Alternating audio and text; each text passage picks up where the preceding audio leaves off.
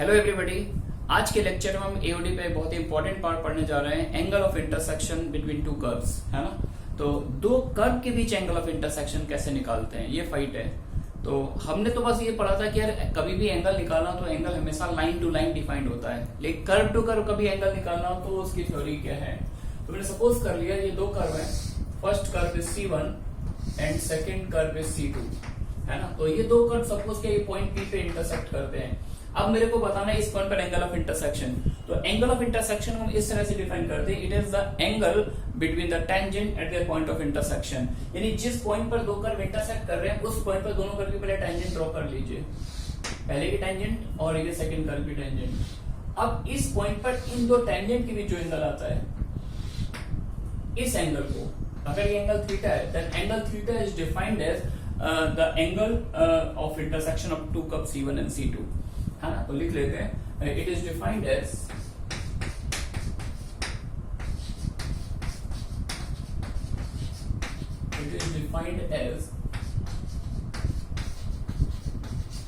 The angle between the tangents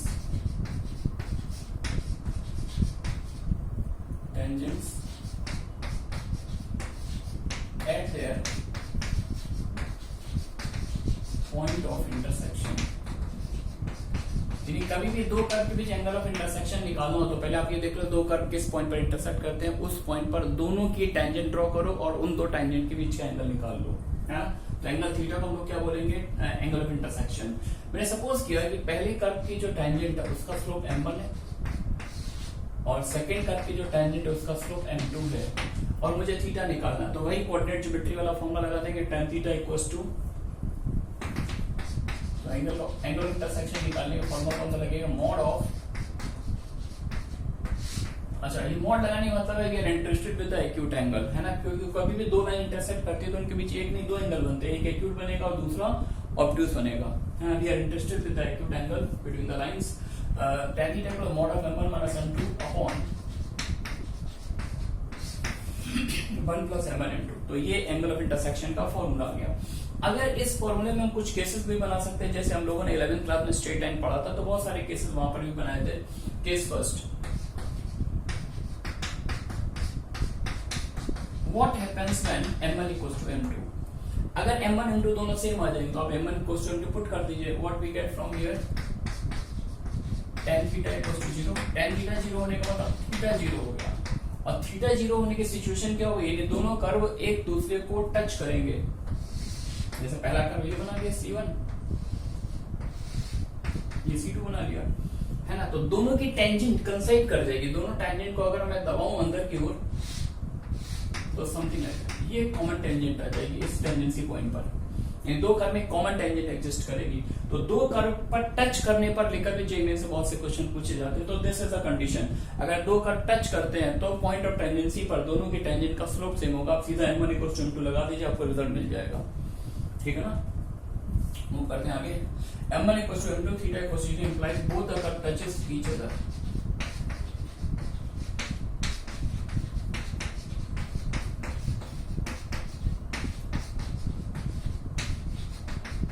point P पे दोनों curve दूसरे को टच करेंगे। केस सेकंड, एक m1 m2 इक्वल्स टू -1, एक बार न्यूमरेटर 0 किया, एक बार डिनोमिनेटर 0 कर दिया। m1 m2 में -1 डालूंगा तो tan थीटा किसको टेंड करने लगेगा, इंफिनिटी को। इंप्लाइज थीटा आपके पास क्या आ जाएगा, π/2। थीटा π/2 आने का मतलब है दोनों कर्व जो है ऑर्थोगोनली, और ऑर्थोगोनली तो नहीं बोलेंगे, दोनों कर्व जो है 90 डिग्री पर इंटरसेक्ट करेंगे। इंप्लाइज बोथ कर्व्स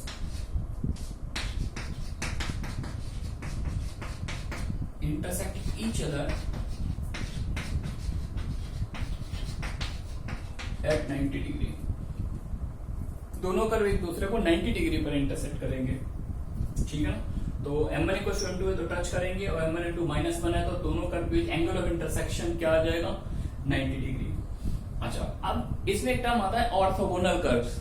दो कर्व को हम ऑर्थोगोनल कब बोलते हैं, है ना, उस पर बात कर लेते हैं।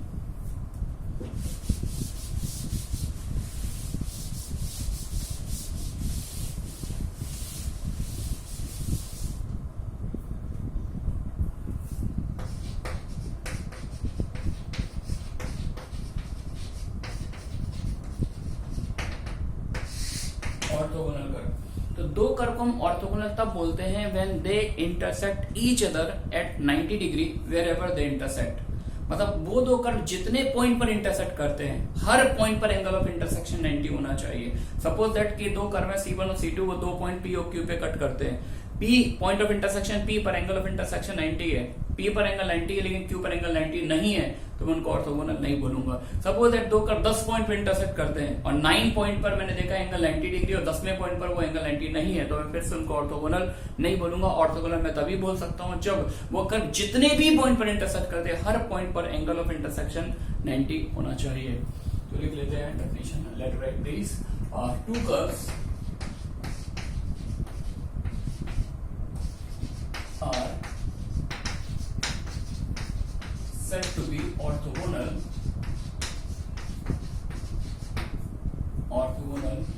if they intersect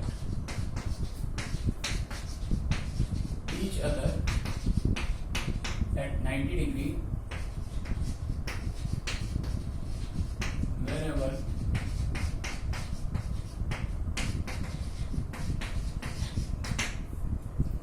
they intersect। मतलब जितने भी पॉइंट पर इंटरसेक्ट कर रहे हैं, हर पॉइंट ऑफ इंटरसेक्शन पर एंगल 90 होना चाहिए, तब हम उनको क्या बोलेंगे, ऑर्थोगोनल कर्व। सपोज करो यार कि एक कर्व ये रहा, दूसरा कर्व ये रहा, ये P पर इंटरसेक्ट कर रहा है, Q पर इंटरसेक्ट कर रहा है, लेकिन P पर मैंने देखा तो एंगल ऑफ इंटरसेक्शन 90 है, ये एंगल 90 है,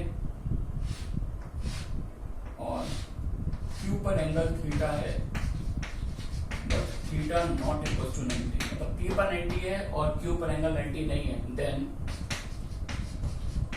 C1 and C2 are not orthogonal. ठीक है ना, इसलिए ये पॉइंट ध्यान रखना है, जहां पर जितनी बार कट करे हर पॉइंट पे एंगल 90 होना चाहिए। ठीक है ना, चलिए मूव करते, कुछ प्रॉब्लम प्रैक्टिस करते हैं।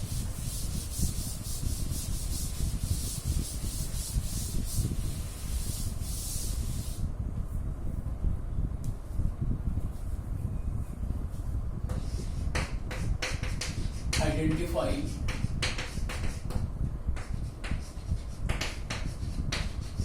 which of the following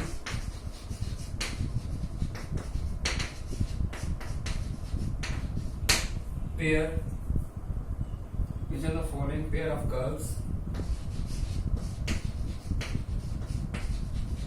are orthogonal।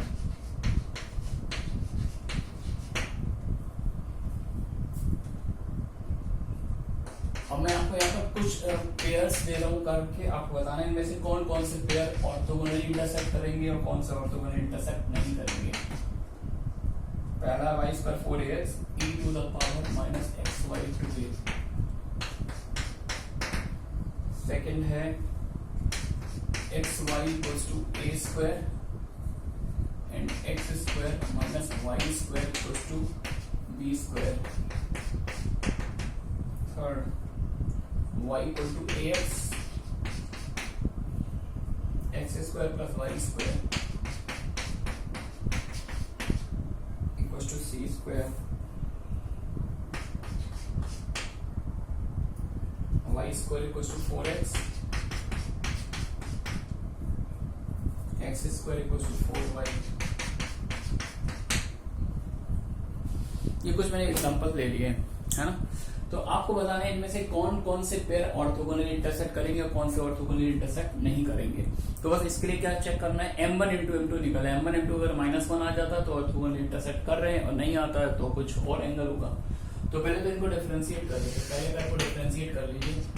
2y with respect to differentiating with respect to x, 2y into dy by dx is 4a implies dy by dx for the first curve कितना है 2a upon y।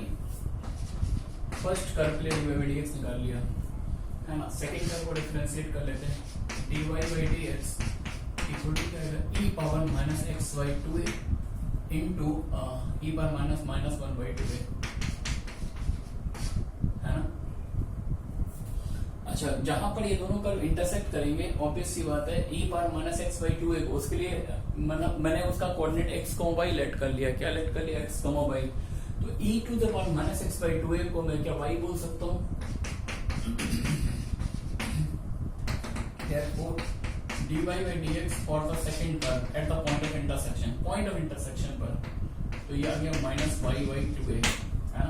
तो पहले का slope ये आ रहा है point of intersection पर, point of intersection second curve भी टेंजेंट का स्लोप ये आ रहा है।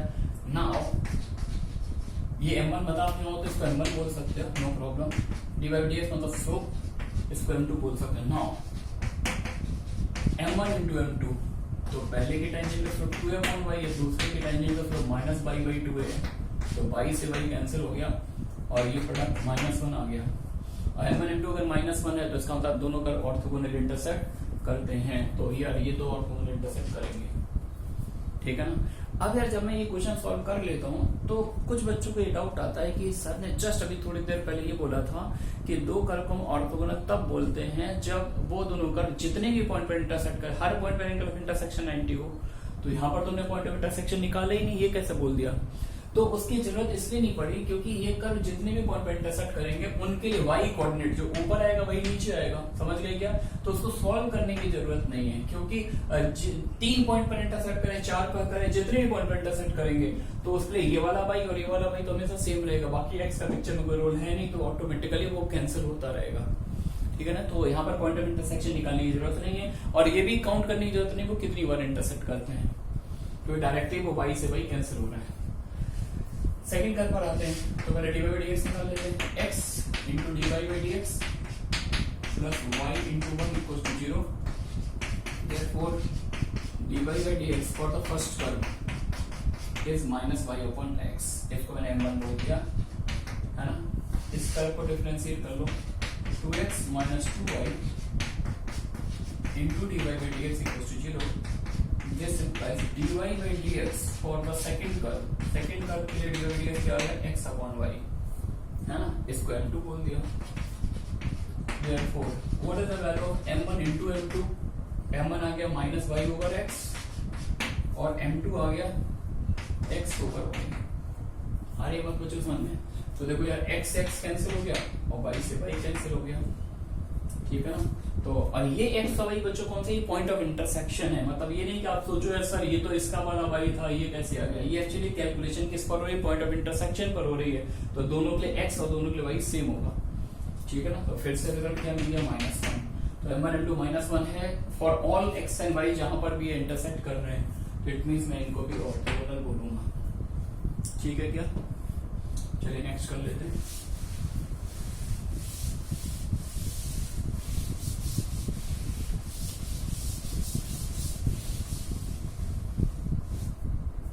थर्ड पार्ट तो मेरे ख्याल से कुछ बच्चे ऐसे ही देख कर ही बता सकते हैं कि एक कर्व सर्कल दिया हुआ है, एक कर्व लाइन दे रखी है और लाइन एक्चुअली क्या है? ये सेंटर से पास हो रही है। ये लाइन ऑरिजिन से जाती है, ऑरिजिन सर्कल का सेंटर है और सर्कल के सेंटर से जाने वाली हर लाइन सर्कल का नॉर्मल होती है।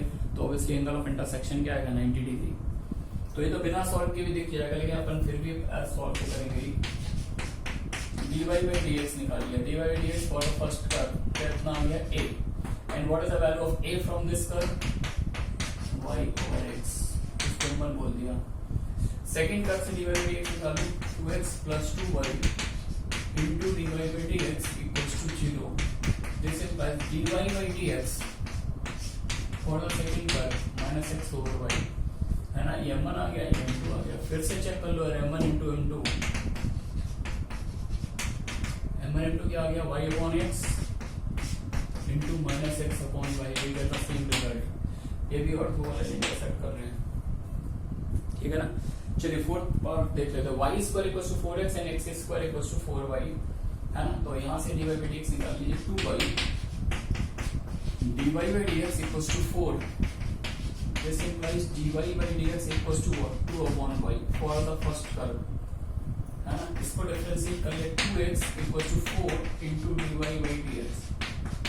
तो यहाँ से dy by dx कितना आया? For the second curve x upon 2, है ना। लेकिन अगर यहाँ पर फाइंड, अगर हम यहाँ पर m1 into m2 निकाल रहे तो ये -1 नहीं आ रहा है, -1 नहीं आ रहा है, क्योंकि अब ये और ये कैंसिल नहीं हो रहे हैं, ये और यहाँ पर कैंसिल नहीं हो रहे। अब कैंसिल नहीं हो रहे तो हम बता नहीं सकते यार ये क्या पिक्चर। अभी तक तो जो 3 पार्ट हमने किए थे, तीनों में ये पूरा कैंसिल होकर -1 आ जा रहा था, तो डायरेक्टली दिख रहा था। तो अब हम इस स्टेज में हम कुछ नहीं कर सकते। अब ये एक ऐसा पार्ट हो गया जिसमें सबसे पहले मुझे पॉइंट ऑफ इंटरसेक्शन निकालना पड़ेगा, उसके बाद हम कमेंट कर सकते हैं कि क्या सीन बन रहा है। तो y = 4x। ग्राफ बनाने का कोई मीनिंग नहीं है, मतलब बिना ट्रेसिंग के भी कर सकते हैं, लेकिन बस थोड़ा फील अच्छी आ जाए। Right handed parabola something like that. x² = 4y, ये कुछ टाइप का पैराबोला होगा, अपवर्ड पैराबोला। तो यार देखो दोनों का 2 पॉइंट पर इंटरसेक्ट करते हैं, एक तो ओरिजिन पर इंटरसेक्ट कर रहे हैं, एक इस पॉइंट पर इंटरसेक्ट कर रहे हैं। अच्छा, ओरिजिन पर ये जो कर्व है y², ये वाला कौन सा कर्व है, y² = 4x, और ये वाला कौन सा कर्व है, x² = 4y, ठीक है ना। तो ओरिजिन पर देखो ये वाले कर्व की टेंजेंट क्या है, y एक्सिस, और ओरिजिन पर ये जो अपवर्ड पैराबोला इसकी टेंजेंट क्या है, x एक्सिस। तो इन दोनों टेंजेंट के बीच का एंगल डायरेक्टली दिख गया कि ओरिजिन पर दोनों पैराबोला की टेंजेंट के बीच का एंगल 90 है। ओरिजिन पर तो 90 है, लेकिन मैं इसको ऑर्थोगोनल बोलूंगा तब जब इस पॉइंट ऑफ इंटरसेक्शन पर भी एंगल 90 आ जाए, है ना, तब ऑर्थोगोनल बोलूंगा, अदरवाइज नॉट। तो पहली जॉब तो यही है कि पॉइंट ऑफ इंटरसेक्शन P का कोऑर्डिनेट निकाला जाए। तो पॉइंट ऑफ इंटरसेक्शन निकालने के दोनों कर्व को आपको सॉल्व करना पड़ेगा। कैसे सॉल्व करना चाहेंगे, इसका स्क्वायर कर लिया, x⁴ 16 y², और y² की वैल्यू पुट कर दीजिए 4x। तो x तो एक तो 0 आ गया और एक 4 आ जाएगा। x की वैल्यू क्या आ गई, 0 और 4। अच्छा, x आ गया, x यहाँ पुट कर दीजिए, x 0 डालोगे तो करस्पॉन्डिंग y मिल जाएगा, x 0 है तो y भी 0 आ जाएगा, और x 4 डालोगे तो y भी 4 आ जाएगा। तो इसका मतलब ये दो कर्व 2 पॉइंट पर इंटरसेक्ट करेंगे, एक पॉइंट वहां पर ओरिजिन पर और दूसरा 4,4 पर, है ना। तो अब मुझे इस पॉइंट 4,4 पर एंगल ऑफ इंटरसेक्शन चाहिए, तो मैं कैसे निकालूंगा, इस टेंजेंट का स्लोप निकालो और इस टेंजेंट का स्लोप। ये स्लोप कहां से निकालेंगे, dy/dx हमने निकाल के रखा हुआ है, तो यहाँ पर पॉइंट P पुट कर देते हैं, dy/dx for the first curve at the point P। तो y को 4 डाल दो, तो 2/4 दैट इज 1/2, ये m1 आ गया। अच्छा, यहीं पे कर देते, पॉइंट P पे निकालना है, तो x को 4, ये भी 2, ये 1/2 आ गया, ये 2 आ गया, ये m2 आ गया। तो m1 आ गया, m2 आ गया। अब m1 m2 अगर मैं निकालूं तो m1 m2 1 आ रहा है, m1 m2 1 आने का मतलब ये कर्व ऑर्थोगोनली इंटरसेक्ट नहीं कर रहे हैं, समझ गए क्या। तो सिंस m1 m2 की बात की जाए, k1 आ रहा है, hence curves are not orthogonal.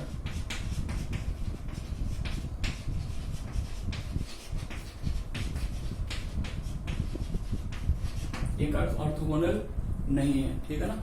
अच्छा, अब ये ऑर्थोगोनल नहीं है, लेकिन मैं इंटरेस्टेड हुआ, मैं ये जानना चाहता हूँ यहाँ पर एंगल ऑफ इंटरसेक्शन आएगा क्या, है ना। तो उसके लिए अपन वही क्लास 11 का फॉर्मूला लगा देते हैं, कोऑर्डिनेट ज्योमेट्री वाला। m1 पता है, m2 पता है, तो tan थीटा वाला फॉर्मूला डाल दीजिए। tan थीटा क्या पड़ा था, m1 - m2, m1 - m2 upon 1 plus m1 × m2, है ना। तो 1/2 - 2, ये सीन क्या बन जाएगा, 2 से 2 तो कैंसिल हो गया यार, तो 1/2 - 2 ऊपर आ जाएगा 3/2, 3/4। कैलकुलेशन में परफेक्ट कर रहा हूँ, या 3/4। तो थीटा क्या आ जाएगा,